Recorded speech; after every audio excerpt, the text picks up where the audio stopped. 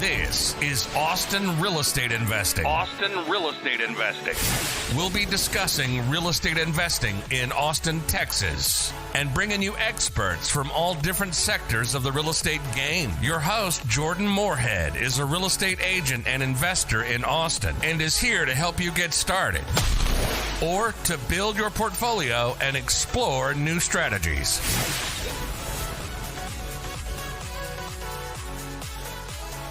Hi, this is Jordan Moorhead with the Austin Real Estate Investing Podcast, and today I'm lucky to have fellow KW agent, actually works in the same market center as me, Dillar Schwartz.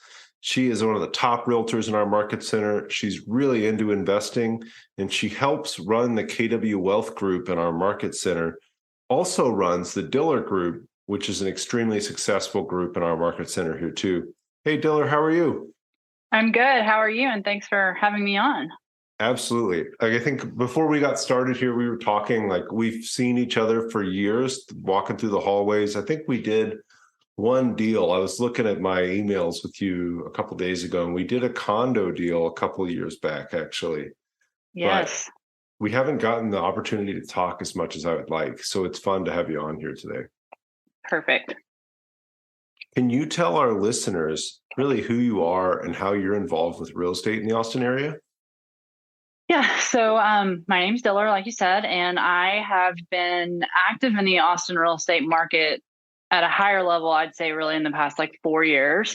Prior to that, I was more of an admin on a team. I was buying and assisting in flipping homes and just really doing seller walkthroughs and stuff like that with the team lead. And then I just really started to understand what real estate could do for my life at a higher level if I really just tucked my head down, and figured it out.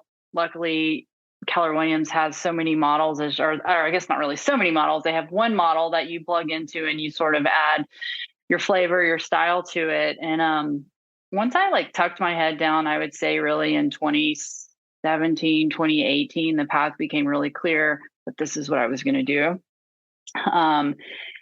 And I also had this big moment of you've got to start taking risk. And so I would say that was 2017, 2018. That's awesome. So you were an admin on a team before that, actually? I was. It's kind of funny. In 2017, 2018, I was I think something that $60,000 salary, scanning documents for people. But it was all in real estate. And, I think that was part of the risk is people who want to get in real estate need to be ready for a commission-based job. And I was having fun, and so when you're having fun and you're making what at the time felt like great money, it was the risk part of that I was I want to be like the agents on the team. And then when I dove into what the difference was, it was they were willing to make the risk. They were willing to go commission-based and take bigger steps than I was. Mm-hmm. Yeah, and for everybody listening too, Dillar does have her son with her. So if you hear some background noise, that's just him doing what he does. Yeah, life by design, right? Get to work at home with him. Yeah, that's awesome. So you were on a team and you realized, hey, I might want more than the team is able to give me with the salary. But then if I'm going to do that, I'm going to need to take it all into my hands and take all the risk. And that's really what being an agent is. Right. And it was interesting because I was in the support role of giving, coaching, mentorship, the sharpening the tools, as I would say, for the agents who were doing that. But I think it just became sort of this routine, I had a really great life. I wasn't missing a lot of things. And then when you surround yourself with people who are thinking bigger and who pull that out of you, the light at the end of the tunnel looks different. Mm-hmm. Cool. So you said, I'm going to go from an admin to a sales agent, which is purely commission. Where does real estate investing come into your life? I realized that I didn't want all my eggs in one basket per se. Mm-hmm. Right. And to be honest, there's a side of real estate, I guess being a realtor, that's not sexy. HGTV fails to show you some of the day-to-day life lifestyle or day-to-day activities of the quote unquote, like a realtor. Right. Mm-hmm. And, I mean, actually it started in other areas. I got involved of what did being a realtor really mean. There's a lot of stuff with being active with law and Texas legislature and national stuff, advocacy for homeowners. And so I sort of started dipping into that bucket. And then Patrick Birdsong was flipping a house and was like, hey, stop doing this for everyone else. Come do it with me. And so that was my first partnership. I made $4,000. I had an incredible mentor.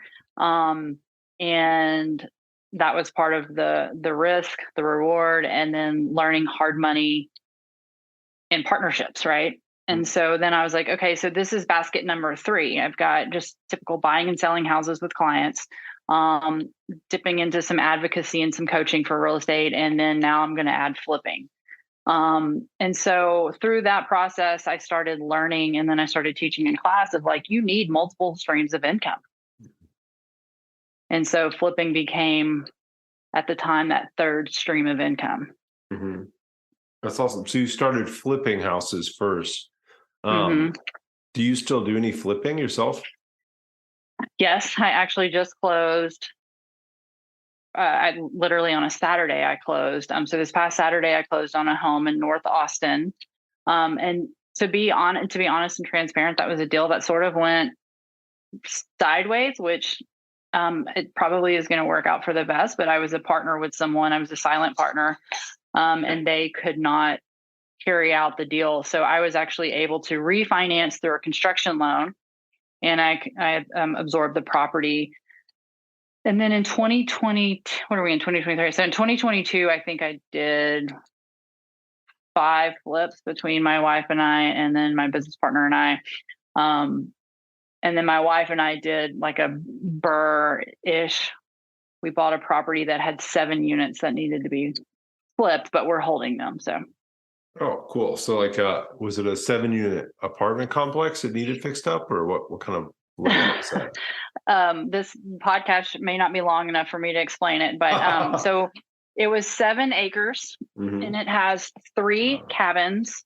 It has a main house that was a 4-bed, 3-bath, a guest house that's a 2-bed, 1-bath, and RV hookups. So we are now doing, we're basically rounding the corner. We've got some plumbing work, I guess, tomorrow, and then we're kind of finished. We have a little bit of furniture to deliver, but our dream is to make it an event space for people who want to go out and have more of just a relaxed style, to bring their team, to bring their family, yoga retreats, health retreats, speaking events. And then when it's not being used for an event, we're doing Airbnb nightly rentals. Oh, cool. That's awesome. Is that outside of Austin somewhere? It is in the heart. Well, I say the heart because I feel like it, but like right in Wimberley, right next to a brewery. So yeah, I mean, outside of Austin, but it's in Wimberley, which destination spot for us.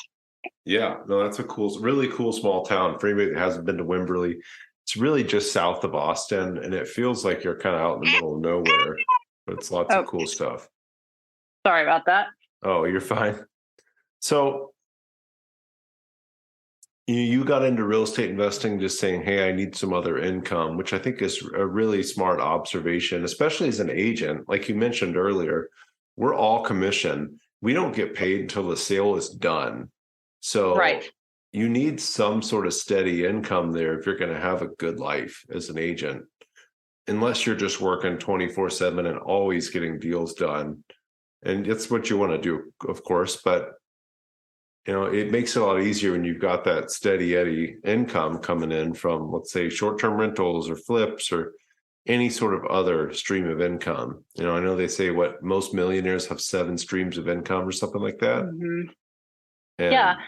And I think you also have more, like sometimes I think we look at, well, how much money are you going to make on this specific deal? And to me, that's thinking small, because at the end of the day, in this stream and in all the streams mixed together, I simply have more control than anyone else does, than the person who's not doing this, right? So I might not make the biggest return tomorrow on this flip, but where the money that I have invested in the project, I have control over where it is. I have control over what it's doing. and it's the best decision for that bucket of money, if you will, at the time. Mm-hmm. And I think that's one of the biggest mistakes a lot of people make on analyzing deals and looking at deals or getting into flipping is, well, I'm not going to make buckets of money. And it's like, you might not, but is that the best place for your money? Think of it that way. Mm-hmm. Yeah. Yeah. And I think it's, as a commissioned salesperson too, what are you going to do to grow your wealth and to grow passive income at the same time? And does that help achieve those goals? If it does, that's awesome. Right. Cool. So I know you have a group in KW, and I've watched you grow that a little bit. And you also help run what's called a KW Wealth Club in Austin in our market center. What is the goal of what you're doing in our market center with helping agents learn about investing? Hey guys, this is Jordan Moorhead here, and I wanted to ask if you could do a huge favor for me. If you could go leave a review for this podcast wherever you're listening to it, that would really help me get this into the hands of other people that are interested in information about Austin real estate investing, and I'd be able to help more people. Thanks, guys. So the goal of our wealth community /chats is it's sort of a smaller spinoff of what Keller Williams is offering on a larger level. But I truly believe your goals and your accomplishments are going to be supported by those that you surround yourself with. And so what we've done was myself and Greg Tran, who's another incredible investor in Austin, we were taking some classes. And so we said, well, why don't we bring this back and pull the people that we know would like to know more, or maybe we could learn something from them, and just start having weekly meetings monthly meetings. And then through that, maybe start learning, who we can partner with, who are strategic partners, or even someone who just knows more than we know about where do we invest, right? And then also just creating other opportunities, structuring deals together. I think I just said that. And then really just the amount of information that we're sharing. Like, I know like next month, all we're going to do is analyze a bunch of deals, and it's kind of nerdy, but like, I would love to see how other people learn deals or analyze deals, or, hey, how come that worked for me and not for you? Maybe I'm doing something wrong. Maybe they're doing something wrong. Or like I just said, it's simply like, this deal works for me because of the amount of money and the way that my portfolio works. And we want to share that at the end of the day, right? Like we had this incredible dude. He's 18. He just graduated high school. In the front row, has his real estate license, and that kid asked like the best questions out there, and he wants to be a developer. So also bringing people into our lives like that, and giving them. I mean, at 18, I didn't have the opportunity to have this. That's amazing. Yeah, I didn't start investing until I was 27, so almost 10 years later than him. Yeah, and I'm like 10 years later than like 20 years later than you. Yeah, I think I really got into this at like 35. And I'd owned houses before, but I think there's a difference, which I really hope people understand, to owning one or two properties. Maybe you're cash flowing. There's a difference in that, and then actually understanding what is your money doing. Mm-hmm.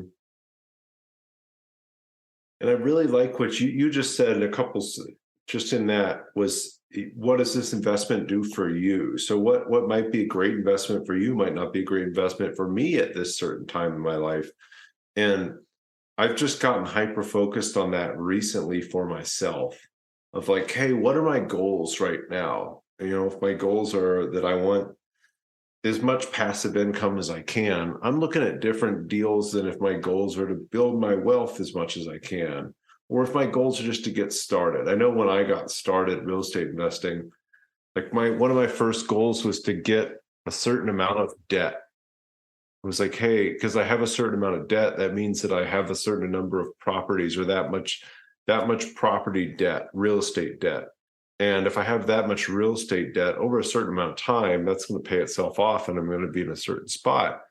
But right now, I'm not looking at things that way at all anymore. For me right now, it's how do I get as much passive income as I can, so I can be in a great position to be financially free. But 5 years ago, that was one of my goals. So I think it is so important everybody says, what's the best investment? And it's like, there isn't. It's what's there's best no for best you. investment. Yeah, it's what works best for you at this certain time in your life. Like for me in 5 years, it's going to be different than what it is today. And it's so cool to talk to other people and hear different perspectives.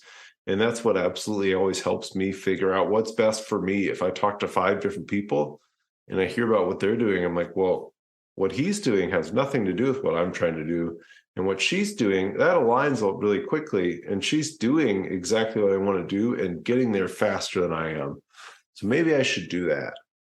Yeah, I started the same way. I said, all right, I gave myself like 8 or 9 months. I can't exactly remember. Well, at first it was funny. My first, like somewhere along the lines, I wrote like, I think it was 2017, I wanted to own 5 investment properties within the next 5 years.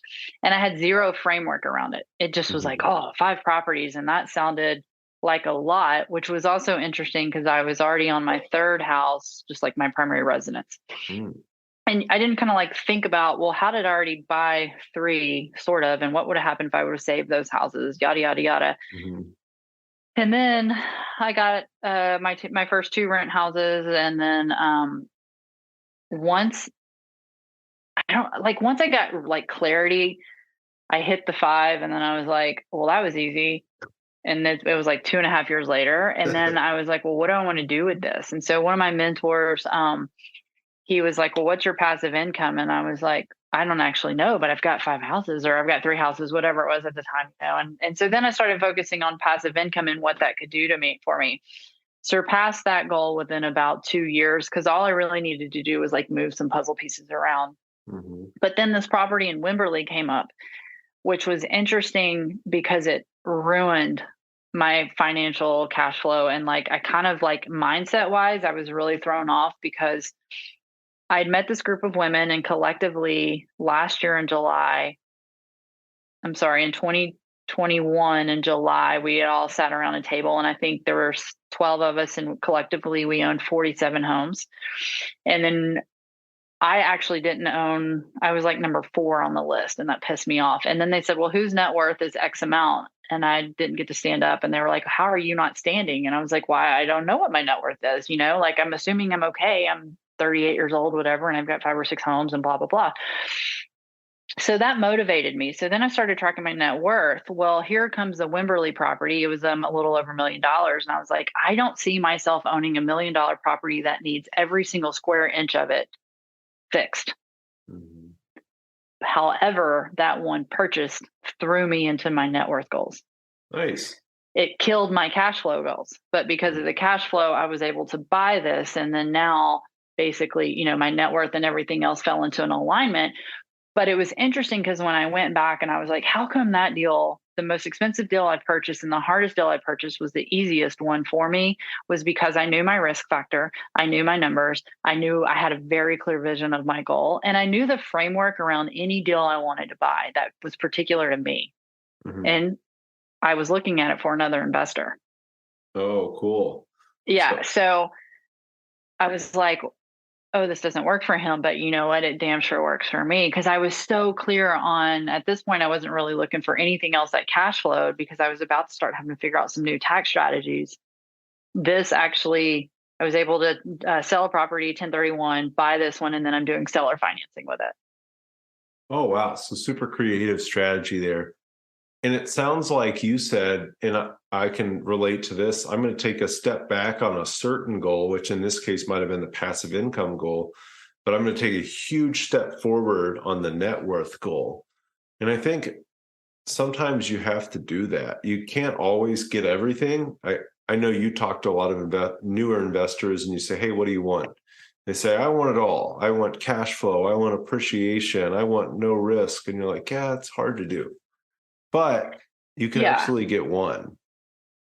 Well, and on that too, I think I talked to a lot of investors, especially like they find you online and stuff. And what they don't realize is Have you wanted to be part of GoBundance, the tribe of millionaires, but just haven't hit that millionaire status yet? Well, now you can, not even being a millionaire, by joining our new program, GoBundance Emerge. My name's Jamie Gruber, creator of GoBundance Emerge and member of the GoBundance community. And now you can join GoBundance.com/emerge, GoBundance.com/emerge. Use code Jordan for $100 off this 12-week goal-setting program and mastermind that'll propel you to being a whole life millionaire.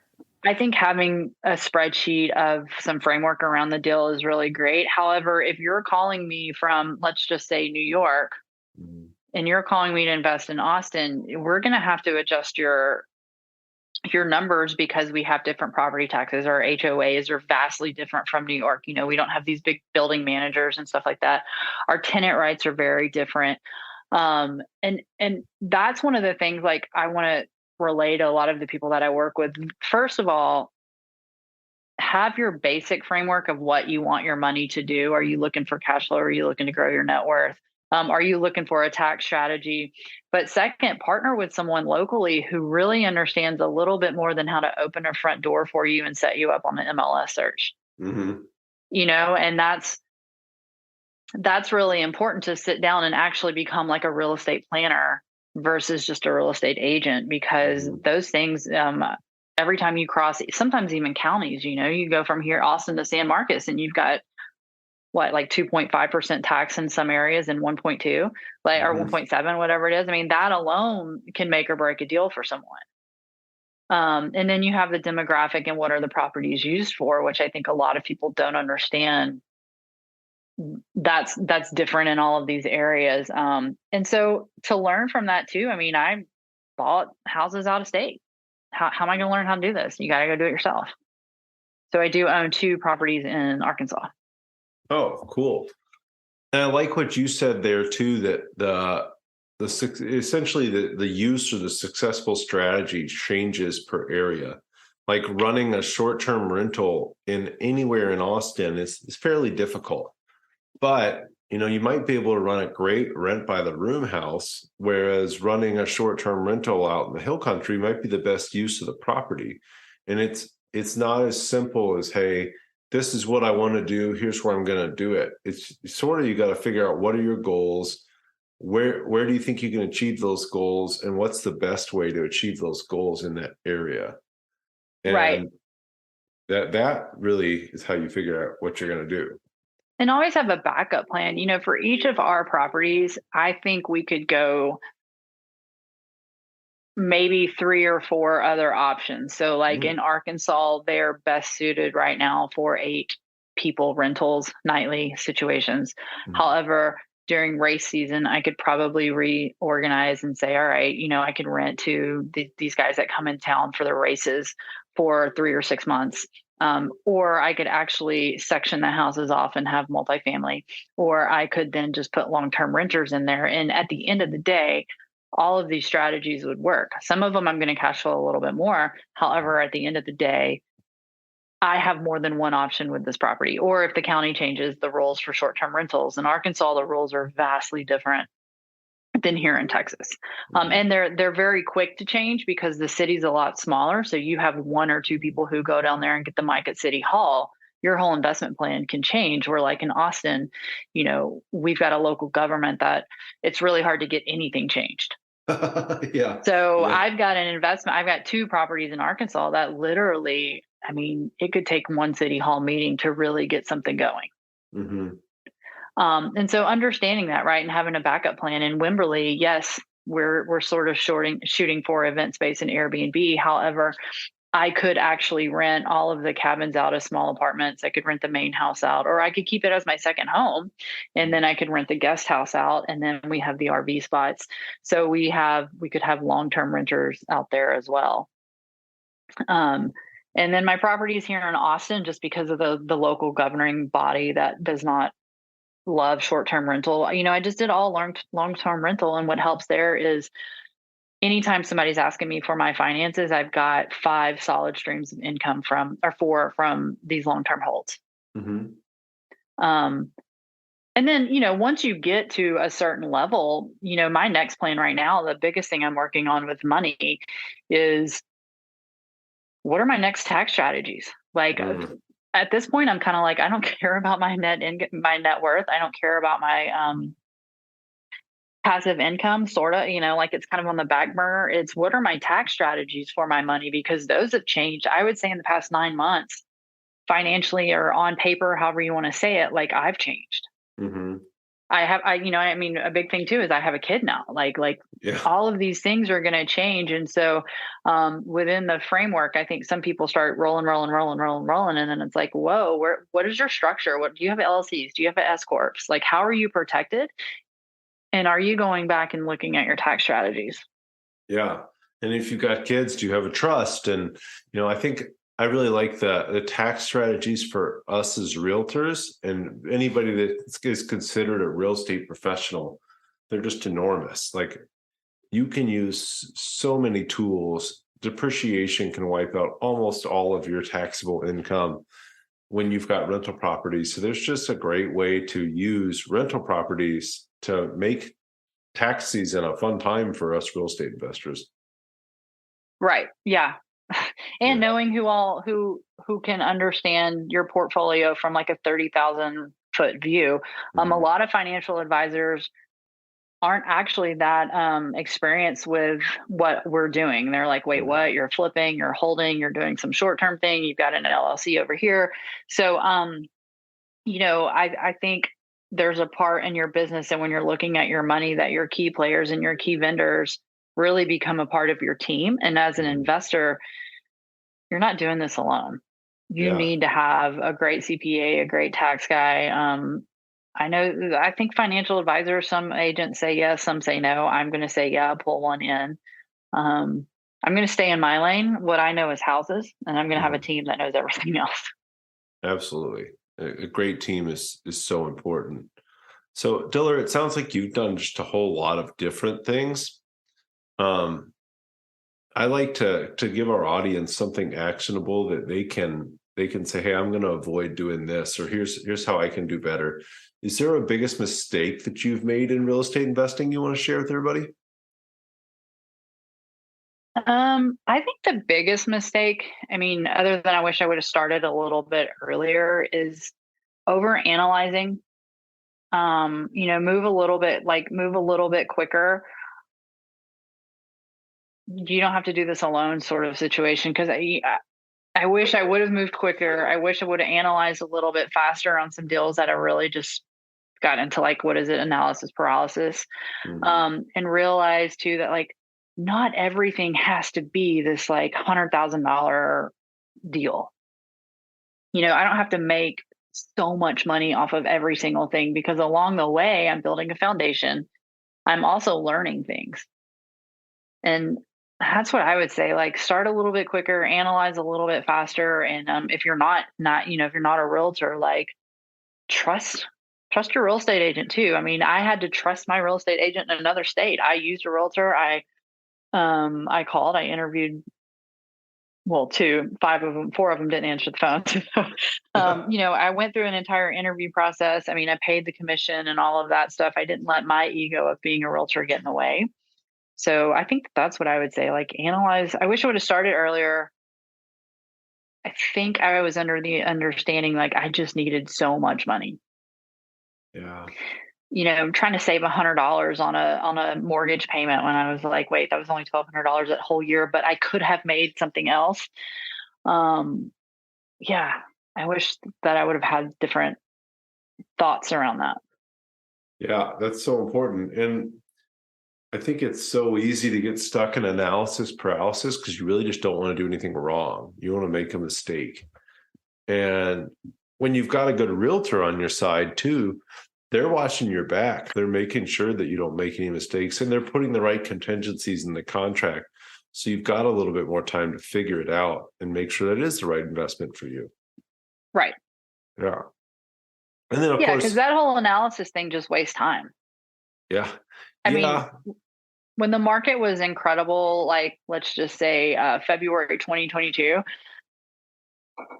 I wish I would have pulled the trigger on a few more deals, even though it seeing it was perceived that I was paying like way over market value at the time. But there were a few deals when I go back that I was just like, I just was in overanalyzing it, and I should have pulled the deal. I should have picked up those deals. I'm sorry, I should have pulled the trigger, and I should have picked up those deals. But you can't go back. But that analysis paralysis is wasting your time. Yeah. Oh yeah. Everybody's always going to look back and see the deals they missed. But I love your advice of just get started as early as you can. There's never a wrong time or a right time, but whatever you've got is the best time. Right. Awesome. So if you had to start over today, knowing everything you know now, is there anything you do differently as far as portfolio formation or what you started with or anything along those lines? If I had to start over differently, I think I would want to change my perception of money earlier, because I started thinking money was something you had or you didn't have.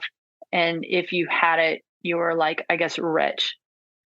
Instead of money's just a thing, it's an energy.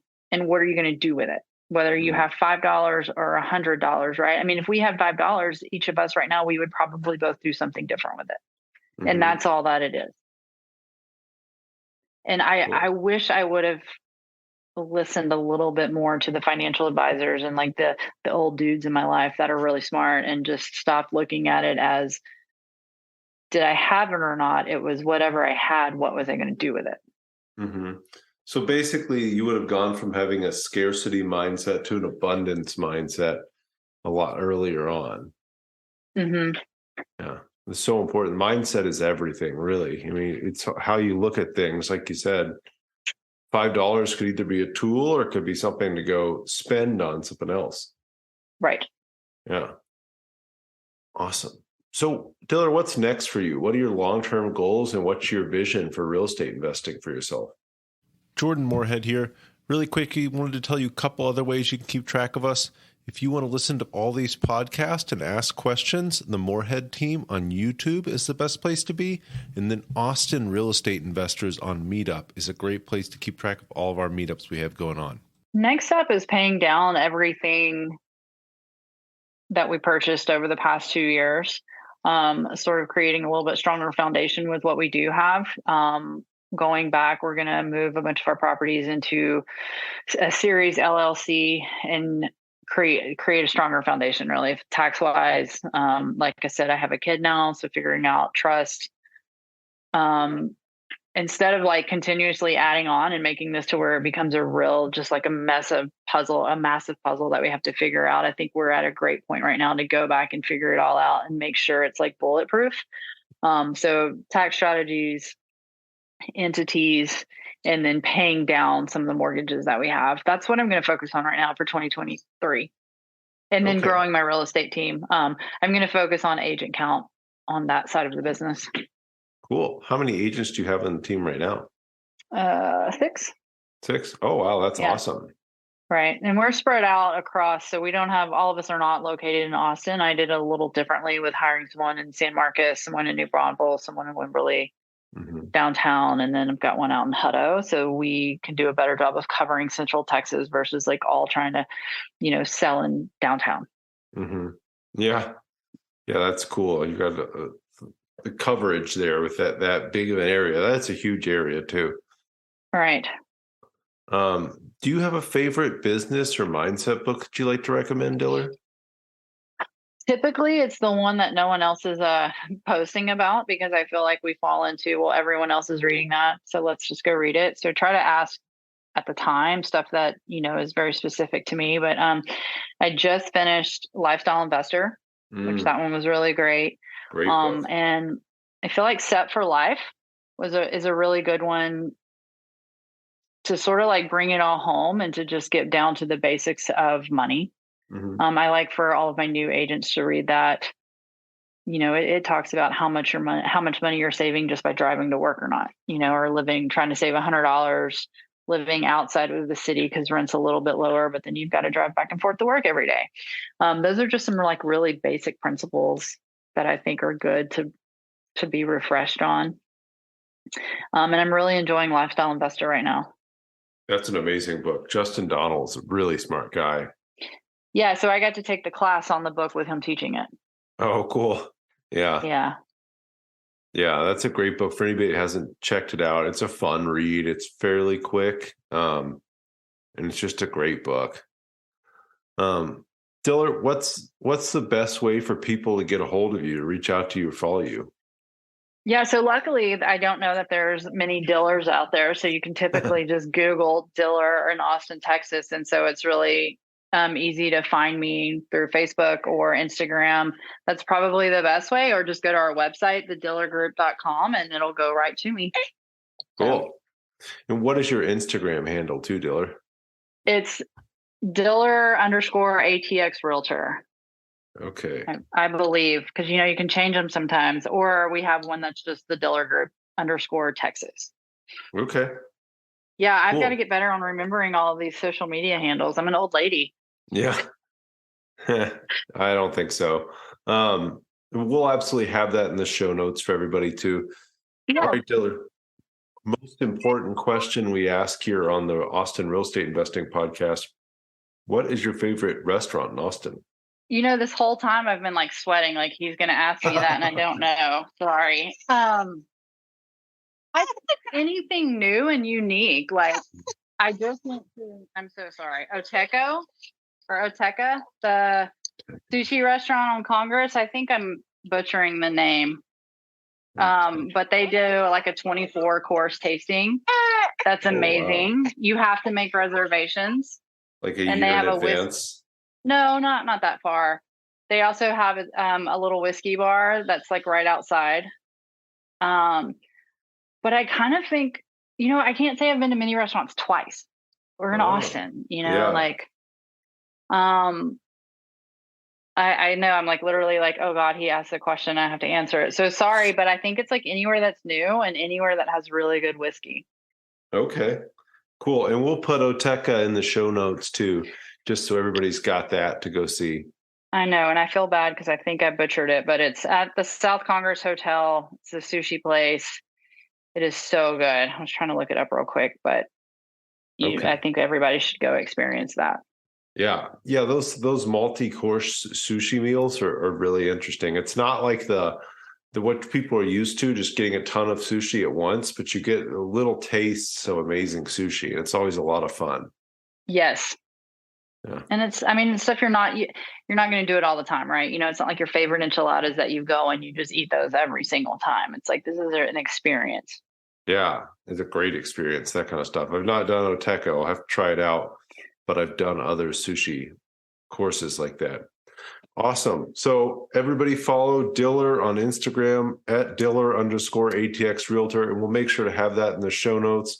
Also, make sure to follow me on Instagram at Jordan_Moorhead. And of course, you can find Dillar at the Dillar Group Texas on Instagram, or you can find us at the Moorhead Team also on Instagram. Dillar, it's been great having you on here. I really enjoyed getting to have this conversation. Although we work probably a couple 100 feet away from each other, I think this is the longest conversation we've ever had. We're going to have to change that. Yeah, we even did a deal together and talked more. Yeah. Here. All right. Cool. Well, I look forward to it.